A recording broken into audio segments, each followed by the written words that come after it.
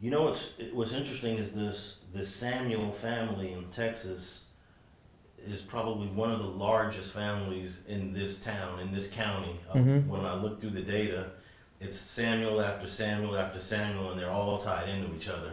My great grandmother had, man, she had what, 10 kids, I think? Was it 10?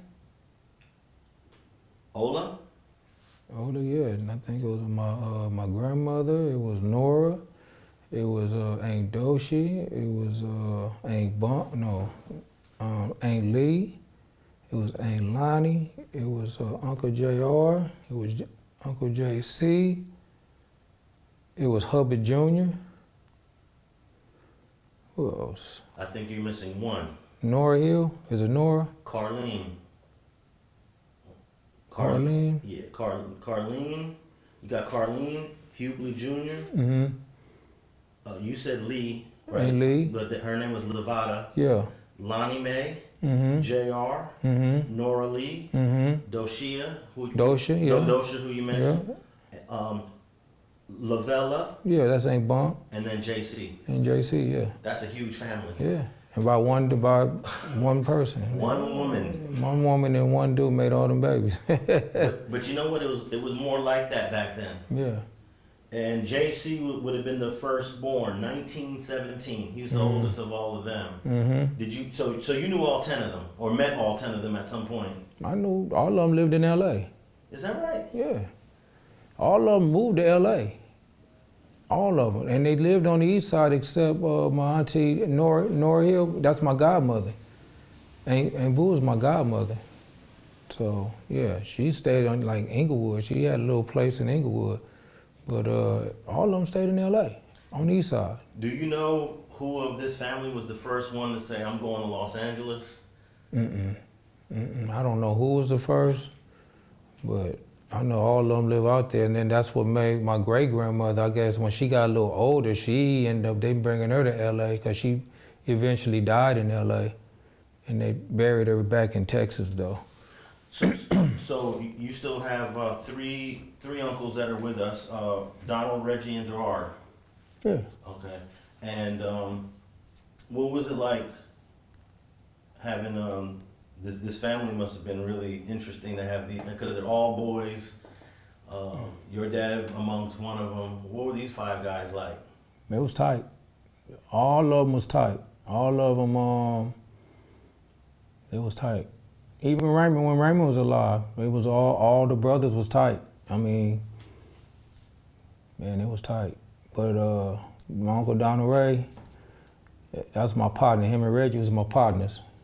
Gerard was my partner. That was more like my big bro than he was my uncle, you know what I'm saying? He's the youngest, right? Yeah. You know what I'm saying? But he taught me how to fight. You know, we used to go back born body and stuff. We went to soccer, I sock him back. But what y'all don't know is my father and them has other siblings on my grandfather's side. My Uncle Patrick, which is a year older than me. My aunties Gwen, my aunties Carol, my auntie Renee.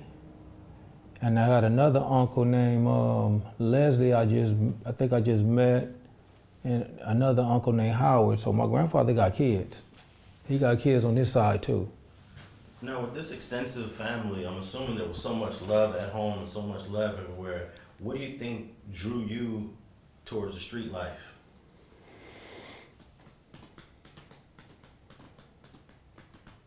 I ain't gonna say, you know what? I'm just gonna say this. I just feel like, you know, my mother had 4 other siblings in the house, and she needed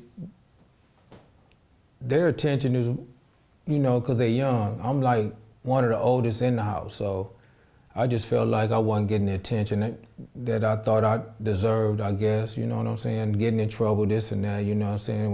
When I get the attention, I'm getting punished or I'm getting, but all of it is on me and my decision making when I'm in hindsight, you know what I'm saying? But I usually just feel like I'm not getting that attention, like, okay, they don't care, I'm finna just go do this. Or I'm gonna do that. But my mother was real strict, you know what I'm saying? So she used to try to keep me kind of close-knit in the house. And as I was getting older, I just felt like I just wanted to go out and venture out, man. You know what I'm saying? And the people I hung out with is who I hung out with. They was gang members too. They eventually started embracing the neighborhood and all that. So, you know, and I think what really did it was, you know, growing up, you know how it is when someone asks you where you from, or where you from, this and that, and you say, I don't bang, and where you live at?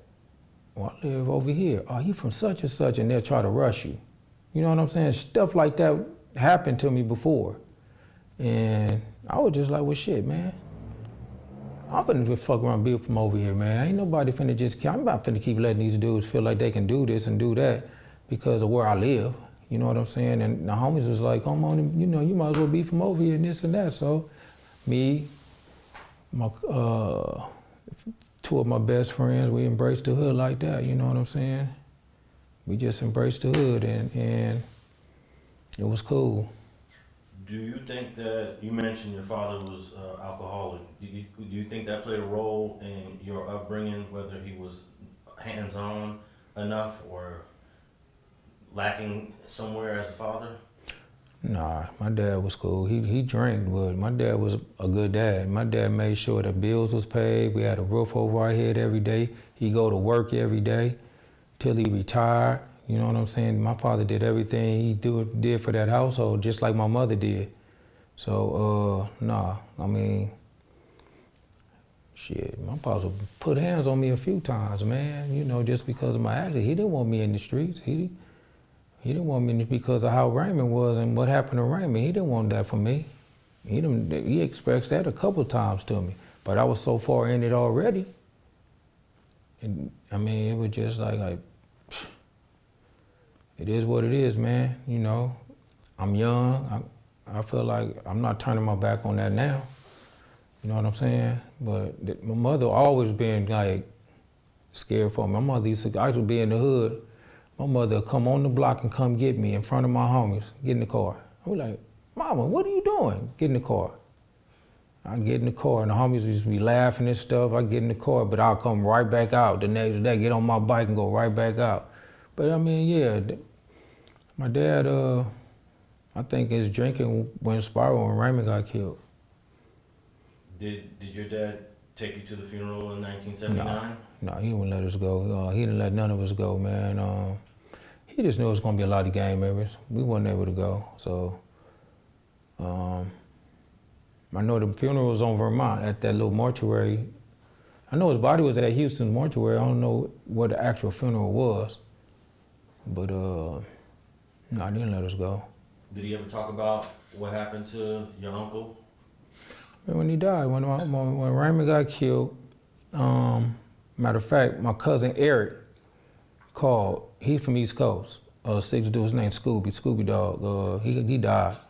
He called my dad, and once my dad found out, they rushed straight to the hospital. Found out he died or whatever. My dad came in there, he called us all in the room, and he told us your Uncle Raymond died. He was affected though. He was very hurt. That was his little brother. So this happened on San Pedro. The 64th was, yeah. And y'all were living on the west side at the time? We was living on 58th, yup. And do you remember what it was like when your father just found out his little bro just got killed? He was emotional. He was very hurt. My daddy was hurt. He was hurt. Just like when Derard got shot back in the day. When Derard got shot, I went with him to the hospital. He was very emotional. I mean, he's very family orientated. My dad always been like that, especially for his brothers. He's the big brother, so he was real protective of his brothers, like he is about his kids. So he was hurt. Do you know why it seems as if Raymond was loved by so many people, but then when that happened in '79, it seems like nobody did anything about it? I mean, I don't know. Even the police didn't even. The streets didn't do anything, the police didn't do anything. No, they didn't do nothing. I can't really, I don't know. I just know that he had a lot of love and respect for his homies. I mean, the ones that he grew up around, the ones that I guess he trained or raised, informed them. I didn't have an understanding of all this at the time. You know what I'm saying? I didn't really have no real understanding about why it happened, the effect that it took on people. I didn't understand that. I just knew it affected my family. That's all that I knew, that it affected my whole family. But as a whole, as a whole, with people outside our family, I didn't understand that at the time. But I understand it now. I know a lot of people was affected. I know a lot of people was upset about it. I knew people wanted probably revenge. I don't know. You know what I'm saying? But I just know that you have a guy, a teenager, who come together and form something so big, man. And he didn't even think it was gonna probably be like that, you know what I'm saying? And it was for his community. It wasn't like he was doing something to destroy the community. I think he was doing it to help his community, to protect his community from racism and everything else.